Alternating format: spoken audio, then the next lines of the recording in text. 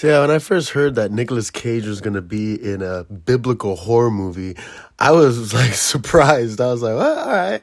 I mean, I'm a Christian. I'm actually very down to see what this is about. And then I had heard it was going to be about a young Jesus. And I was like, all right, it makes sense. It's called The Carpenter's Son. And then, yes, Nicolas Cage would be playing Joseph, Jesus' stepfather, technically, right? And then I heard FKA Twigs now seeing her as Jesus' mother, right? Mother Mary. So random. I mean, but you got to give it to Nicolas Cage for being able to lock that one down in the first place. But damn, God knew it. I guess kind of what he was doing. But regardless, besides the point, I'm curious and shocked that they're making a biblical horror movie on the, young life of Jesus Christ. It just sounds so random. The film was directed by Lofty Nathan, and I gotta say, I wish he would have went harder on this. I feel like the movie could have been better. It could have been bolder. It is kind of like a really weird modern interpretation of a young angsty Jesus who they call the boy. They don't really call him Jesus or Jesus, Jesucristo at all through the entire movie. He's just known as the boy, and then they don't even call Mary by her name. It's just the mother. But I'm assuming maybe there's some licensing issues somewhere, or why they didn't want to use it, or if they didn't want to disrespect Christians and Catholics or whatever. But it does say in the beginning that it's based off of the infancy of the Bible. So I'm just surprised they didn't just go all out and just make this a biblical referenced film. Maybe they couldn't, maybe studio whatever interference, I have no idea, but it is just kind of random. But so yeah, Nicolas Cage plays Joseph and just trying to guide his son through the path of light and righteousness and good. And the whole movie is just actor Noah Jupe playing a young Jesus, just rebelling, right? Just not wanting to learn scripture, wondering why they have to move all the time. He's obviously having all these feelings and emotions getting older and, learning and experiencing the world.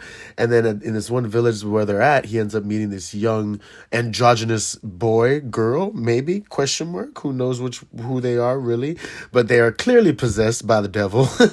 And they're just trying to manipulate him through the whole movie. And it is very much so like Brightburn, but with a invisible best friend.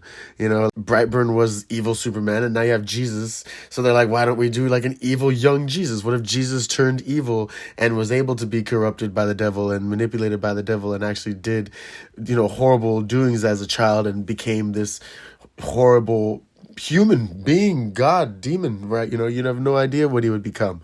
And that was what this movie tried to portray, and it clearly fails. They changed a lot from the actual story that follows Joseph raising Jesus, but it was not really that crazy of a film. It's already outrageous having Nicolas Cage play Joseph, because some of the words and phrases that he says just don't fit that time period. It's like 15 AD. People don't say or know or do those things necessarily. And then again, FKA Twigs as Mary, it's like, what?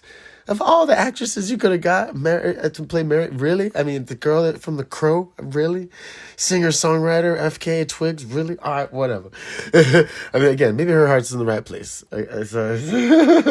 But it was just, there's a lot that would bring you in and out of the film constantly. So I couldn't really say that I enjoyed it a lot, but it was a lot of fun. I mean, I give them the credit to trying to make this film, but it could have been bolder. It could have been crazier.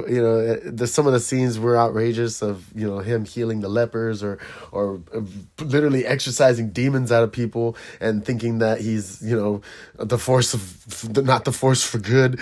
It's just crazy. For what it's worth, again, when I had first heard about it, I was excited. So I'm glad I saw it. I'm always down for something Nicolas Cage is in, but this film definitely was a bit lackluster, and it could have been probably way better, with all due respect. I know some Christians will probably see this movie as blasphemy in bastardizing the life of Jesus Christ or whatever, but for what it could have been, I see where they tried to go, and they just didn't make it there. Maybe next time. This has been Ghost in the Craig. Thanks so much for tuning in. The Carpenter's Son. Check it out if you or not or don't. But yeah, like, share, subscribe. Thank you for tuning in. I'll catch you guys next time.